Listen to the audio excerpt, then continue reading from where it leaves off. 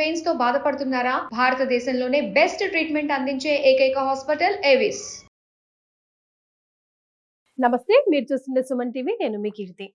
మాఘ అమావాస్య వస్తుంది కదా, మరి ఈ రోజు యొక్క విశిష్టత ప్రాముఖ్యత గురించి మనకు తెలియజేయడానికి ప్రముఖ ఆస్ట్రాలజర్ బ్రహ్మశ్రీ నందిమట్ల శ్రీహరి శర్మ గురుగారు ఉన్నారు. నమస్తే గురుగారు. వాగర్థావివ సంపృక్తో వాగర్థ ప్రతిపత్తయే జగతః పితరౌ వందే పార్వతీ పరమేశ్వరౌ. ఆదిత్యాయ చ సోమాయ మంగళాయ బుధాయ చ గురు శుక్ర శనిభ్యశ్చ రాహవే కేతవే నమః. శృంగేరి జగద్గురు పీఠాధిపతులకి, కంచి పీఠాధిపతులకి నమస్కారములు తెలియజేసుకుంటూ కార్యక్రమాన్ని ప్రారంభిద్దాం. గురుగారు, నిజానికి మీ పుణ్యమా అని ఈ మాఘమాసం అంతా దైవ కార్యక్రమాల్లో ఆధ్యాత్మిక చింతనతోనే గడిచిపోయింది. ముఖ్యంగా మాకైతే అసలు మాఘమాసం విశిష్టత గురించి మీ ద్వారానే 100కి 100% తెలుసుకొని ఈ రోజుల్ని సద్వినియోగం చేసుకొని జీవితంలో అంతో ఎంతో పుణ్యం సంపాదించుకున్నామా అనిపిస్తుంది. ఇక చివరిగా మాఘ అమావాస్య వచ్చేస్తుంది కదా, మరి ఈ రోజు అసలు ఏం చేయాలి, ఈ రోజుని ఎలా స్వస్తి పలకాలి, ఆధ్యాత్మికంగా తెలియజేస్తారా?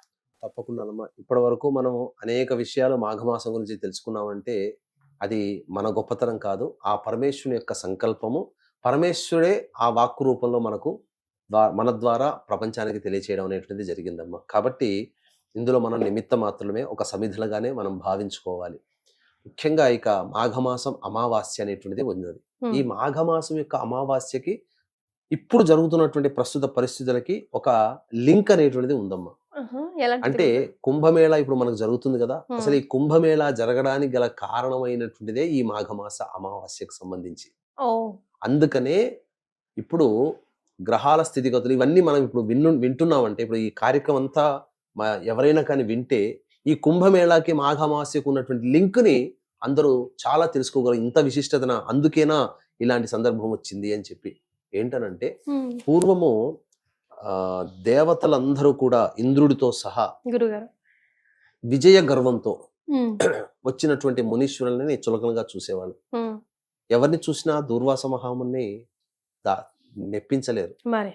ఆ దూర్వాస మహాముని కూడా దూషించేసరికి అప్పుడు కోపం పట్టలేక మీరందరూ కూడా కృషించిపోవుగాక అని చెప్పి శాపం ఇచ్చేసేసారు. ఆ తదనంతరం వాళ్ళందరూ బలహీనం అయిపోయారు. ఇక వాళ్ళలో ఏ శక్తి లేకుండా అయిపోయింది.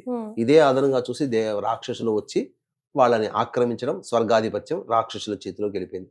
దిక్కు తోచకుండా దేవతలందరూ భూలోకంలో ఎక్కడ పడితే అక్కడ తిరుగుతూ ఉండి వాళ్ళకు ఏం చేయాలో తెలియక అగమ్య గోచరమైనటువంటి సందర్భంలో బ్రహ్మ విష్ణు మహేశ్వరుల దగ్గరకు వచ్చి వాళ్ళ గోడు పోసుకున్నారు. వేసుకున్న తర్వాత ఆ విధంగా అప్పుడు విష్ణు భగవానుడు ఒక చక్కటి ఉపాయాన్ని తెలియచేశాడు. క్షీరసాగర మథనం అంటూ చేయండి, అమృతం ఉద్భవిస్తుంది, అమృతపానం చేసే పంచే బాధ్యత నాది అని చెప్పి దేవదానవులందరినీ కూర్చోబెట్టి చక్కగా అందరినీ ఒప్పించి వాళ్ళందరి చేత ఈ యొక్క క్షీరసాగర మథనం అనేకమైనటువంటి వస్తువులు బయటపడ్డాయి. అందులో అమృతం ఆఖరణ బయటపడింది. ఈ అమృతాన్ని మాకు కావాలని దేవతల రాక్షసులు బాధలు ఆడుకుంటుంటే ఇదే అదనుగా భావించి ఇంద్రుని కుమారుడైనటువంటి జయంతుడు తీసుకొని ఆకాశానికి ఎగిరిపోతాడు. ఇంద్రుడు కుమారుడు పట్టుకున్నాడు అమృత కలశాన్ని అని చెప్పేసి ఇక రాక్షసులందరూ ఒకవైపు, దేవతలందరూ ఒకవైపు పెనుగులాట సాగింది. ఆ కలశాన్ని పట్టుకున్నటువంటి జయంతుని దగ్గర ఆ పెనుగులాటలో 4 చుక్కలు, అమృతం చుక్కలు 4 ప్రదేశాలు, నాసిక్, ఉజ్జయిని, హరిద్వార్, ప్రయాగ.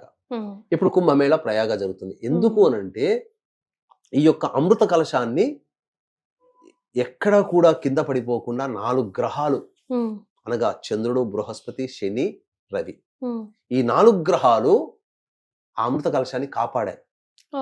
అందువల్లనే ఈ 4 గ్రహాల యొక్క స్థితిగతులు ఉన్నప్పుడు మాత్రమే కుంభమేళ, అర్ధ కుంభమేళ, పూర్ణ కుంభమేళ, మహాకుంభమేళ అనేటువంటివి చేయడం అనేటువంటిది ఆచారంగా వచ్చింది. కాబట్టి ఈ విధంగా ఈ సంబంధించినటువంటి ప్రయాగ క్షేత్రంలో కూడా శివరాత్రి రోజుననే ఆఖరుగా, ఎందుకు అనంటే మొదలు ప్రారంభమైనటువంటి జనవరి 13వ తారీఖు నుంచి మొదలై శివరాత్రి రోజున దాదాపుగా 46 రోజుల పాటు సాగుతున్నటువంటి యొక్క కుంభమేళ ఎందుకు ఆ రోజున ఆఖరిగా చెప్పబడి ఉందనంటే ఖగోళంలో ఉన్నటువంటి గ్రహాల యొక్క స్థితిగతులను బట్టి ఖగోళం నుంచి వచ్చేటువంటి దేవతల యొక్క దివ్య శక్తి ఈ భూమి మీద ప్రసరిస్తుంది. ఈ భూమి మీద ప్రసరించినటువంటి దివ్య శక్తిని గ్రహించే యోగ్యత, పవిత్రత కలిగినటువంటిది ఒక్క నదులకి మాత్రమే ఉంది. కాబట్టి ఆయా నదులు సందర్భాల్లో ఆ గ్రహాలు రవిచంద్ర సూర్య, రవిచంద్ర బృహస్పతి శని గ్రహాల యొక్క సంచారం జరుగుతున్నటువంటి ఆ ఏ రాశుల్లో సంచారం జరుగుతుంటే ఆ విధంగా ఆ ప్రదేశాల్లో కుంభమేళ అనేటువంటిది ఏర్పాటు చేయడం, తద్వారా ఆ శక్తిలో ఆ నీటిలో ప్రవేశించినటువంటి శక్తి స్నానం ఆచరించినటువంటి మనుషులకి రావడం, తద్వారా ఈ ప్రపంచం అంతా కూడాను శక్తిమయం అవుతుంది. అందుకనే పవిత్రులు ఎవరంటే పాపాలు పోగొట్టుకున్నారని కాదు అక్కడ, వాళ్ళకి సంబంధించినటువంటి కర్మదోషాలు, గత జన్మ కర్మదోషాలు ఈ యొక్క కుంభమేళాల స్నానం ఆచరించడం వల్ల తొలగిపోతున్నాయి. ఇక మనం గమనించుకున్నట్లయితే ఇటువంటి దివ్యమైనటువంటి శక్తి కలిగినటువంటి ఆఖరి రోజుగా మనకి ఇప్పుడు ఉన్నటువంటి మాఘ అమావాస్య 27వ తారీఖు రోజున వరకు అని మనం చెప్పవచ్చు. కాబట్టి అటువంటి అమావాస్య రోజున ప్రధానంగా చేయాల్సిందల్లా శివరాత్రి ఏ విధంగానైతే మనం చేస్తున్నామో ఆ విధంగా కూడా మనం ఆ రోజున నియమాల్ని పాటించాలి. అమావాస్య కాబట్టి ఉపవాసం ఉండాలి, బ్రహ్మచర్యం ఉండాలి, దాంపత్యం పనికిరాదు, మాద్యపానము, మాంసాహారము, ధూమపానము, అటువంటి వ్యసనాలకన్నీ కూడాను శివరాత్రి రోజున ఏ విధంగా ఉంటామో శివరాత్రి వెళ్ళిన 27వ తారీఖు రోజున కూడా ఉంటాము. అయితే అమావాస్య 28వ తారీఖు వరకు ఉంది కదా అని చెప్పి చాలా మంది ఉంటుంటారు. అమావాస్యకి ప్రమాణం ఏంటంటే మధ్యాహ్నం అపరాహ్నం వరకు కూడా అమావాస్య ఉంటేనే అది పూర్ణంగా అమావాస్యంగా చెప్పబడి ఉంది.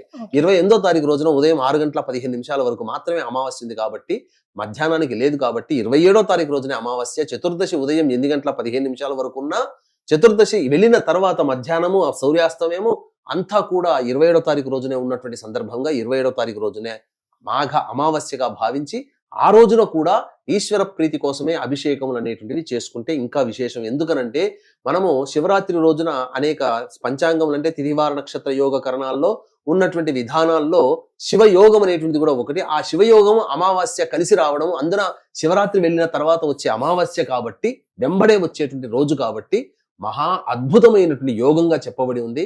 ఇటువంటి రోజున మానవులు కొన్ని నియమాలు గనక పాటించున్నట్లయితే పితృదోషం నుంచి విముక్తి అవుతారు, సంకల్పం నెరవేరుతుంది, అన్నిటికంటే మించి చక్కటి యోగ్యమైన జీవితాన్ని పొందుతారు. కర్మదోషాలు ఏమన్నా ఉంటే అమావాస్య రోజున చేసినటువంటి పనుల వల్ల కర్మదోషాలు తొలగిపోతాయమ్మా. కాబట్టి కొన్ని నియమాలు పాటిస్తే మంచిది. గురుగారు, అంటే ముఖ్యంగా ఈ శివరాత్రి రోజు ఈ కుంభమేళాలో మనం స్నానం ఆచరించే వాళ్ళు పాటించవలసిన నియమాలు ఏంటి? అక్కడ నుంచి కుంభమేళా నుంచి వాటర్ తెచ్చి అందరికి ఇస్తా ఉన్నారు గురుగారు ప్రసాదం లాగా, అవి తీసుకోవచ్చా? తీర్థంలాగా కుంభమేళాలు అంటే మనకి ఏంటనంటే కుంభమేళా నది దగ్గర కాకుండా త్రివేణి సంఘం కలిసేటువంటిది ఒక 1/2 కిలోమీటర్ లోపలికి వెళితే అక్కడ త్రివేణి సంఘం కలిసే ప్రదేశం ఉంటుంది. ఆ ప్రదేశంలో పట్టుకొచ్చినటువంటి నీటిని కనుక తీసుకుని వచ్చి మనము మామూలుగా దేవ పూజ చేసిన తర్వాత ఆ స్వామికి నివేదన చేస్తాం కదా, ఆ తీర్థంలో ఆ 2-3 చుక్కలు ఆ కుంభమేళా నుంచి వచ్చిన వాటిని వేయవచ్చు. తర్వాత దాన్ని భద్రపరుచుకొని ఉండి కుంభమేళా సందర్భముగా జరిగినటువంటి స్నానం ఆచరించి తదనంతరం అక్కడి నుంచి తెచ్చినటువంటి నీరు మహాపవిత్రమైనటువంటిది కాబట్టి మనకు ఈ యొక్క అనేక సందర్భాల్లో పుణ్య స్నానాలు చేయాలని చెప్పి మనకు రోజులు ఉంటాయి కొన్ని. అటువంటి రోజుల్లో ఈ యొక్క కుంభమేళా నుంచి తెచ్చినటువంటి నీటిని గనక వేసినట్లయితే మనకు అత్యంత ప్రభావం. ఎందుకంటే గ్రహ సంచారం జరుగుతున్నటువంటి సందర్భంలో ఏర్పడింది కుంభమేళా. క్షిప్రా నది ఉజ్జయినిలో 2031వ సంవత్సరంలో జరుగుతుంది. అప్పటి వరకు మనం వేచి చూడాలి. కాబట్టి అటువంటి దివ్యమైనటువంటి గ్రహశక్తి కలిగినటువంటి నీటి మన ఇంట్లో తెచ్చుకోవడం వల్ల కొంతవరకు చాలా మటుకు గ్రహ దోషాలు తొలగి ఆనందకరంగా ఉంటాం. పూజా మందిరంలో ఉండడం వల్ల ఆ దేవతా శక్తి ఇంకా 2 అవుతుందని చెప్పడంలో సందేహం లేదు. మరి ఇంకా ఏమేమి నియమాలు పాటించాలి గురుగారు ప్రత్యేకంగా ఆ రోజు? ప్రత్యేకంగా ఆ రోజున ప్రధానంగా అమావాస్య కాబట్టి పితృదేవతలు అనగా చుట్టుపక్కల నదీ తీరములు అనేటువంటివి ఉంటాయి. కనీసం 50 కిలోమీటర్ల పర్యంతంలో ఉన్నటువంటి నదులు ఎవరైతే ఉంటారో ఆ చుట్టుపక్కల వాళ్ళందరూ కూడా ఆ రోజున నదీ తీరానికి వెళ్లి స్నానం ఆచరించి వెంబడే తిల తర్పణాలు పెద్దల కోసం చేసి వీలైతే పిండ ప్రదానం కార్యక్రమం కూడా చేయవచ్చు. అది చేయడం చాలా మంచిది, యోగ్యం. తదనంతరం ప్రదోషకాల సమయంలో గ్రహదోషాలు తొలగిపోవడం కోసం కోరిన కోరిక సంకల్పం అతి శీఘ్రంగా నెరవేరాలి అంటే ఒక చిన్న పరిహారం అనేటువంటిది ఉందమ్మా. ఆ విధంగా చేస్తే సరిపోతుంది.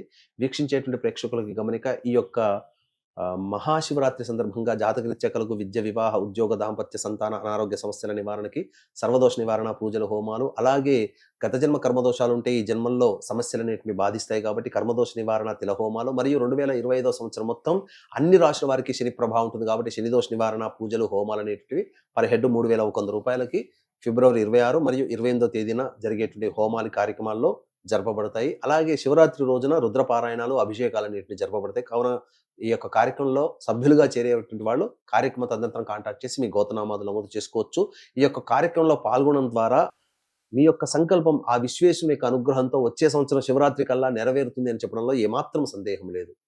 ఇక ఆ రోజున ప్రధానంగా గురుగారు మాఘ అమావాస్య రోజు మనం ఎలాంటి నియమాలు కానీ ఎలాంటి పూజలు కానీ విశేషంగా చేస్తే కనుక రాబోయే ఉగాది లోపలే మా సంకల్పం నెరవేరిపోవాలి గురుగారు?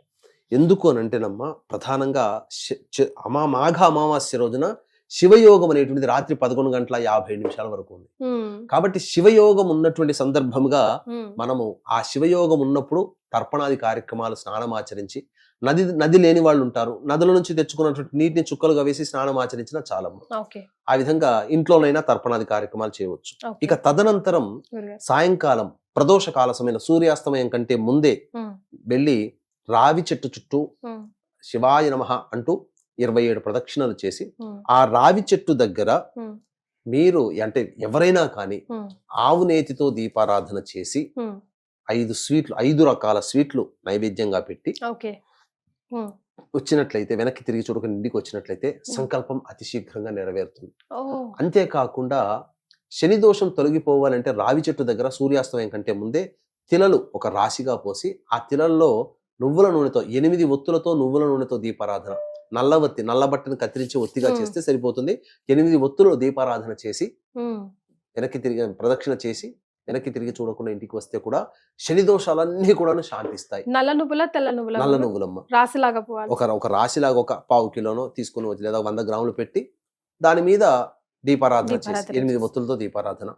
ఇక రాగి చెంబులో నీటితో ఆ యొక్క రావి చెట్టు మొదట్లో వేసి వచ్చి, ఆ రావి చెట్టు దగ్గర సంకల్పం చేసుకొని, మూలతో బ్రహ్మరూపాయ, మధ్యతో విష్ణవే నమః, అగ్రతో శివరూపాయ అని చెప్పి నమస్కారం చేసుకొని ఇంటికి తిరిగి వస్తే ఖచ్చితంగా మీరన్నట్టు ఉగాది లోపల వాళ్ళ సంకల్పం కదులుతుంది, నెరవేరుతుంది. సో గురుగారు చెప్పింది విన్నారు కదా, చాలా చిన్నది, ఎవరైనా చేసుకోవచ్చు, చిన్న పిల్లల నుంచి పెద్దవాళ్ళ వరకు. డెఫినెట్గా ఈ రోజుని సద్వినియోగం చేసుకొని మనం అందరం ఉద్ధరించబడాలని మనస్ఫూర్తిగా కోరుకుంటుంది సుమన్ టీవీ. చాలా సంతోషం గురుగారు, ధన్యవాదాలు. సర్వం శ్రీ ఉమామహేశ్వర పరబ్రహ్మార్పణమస్తు.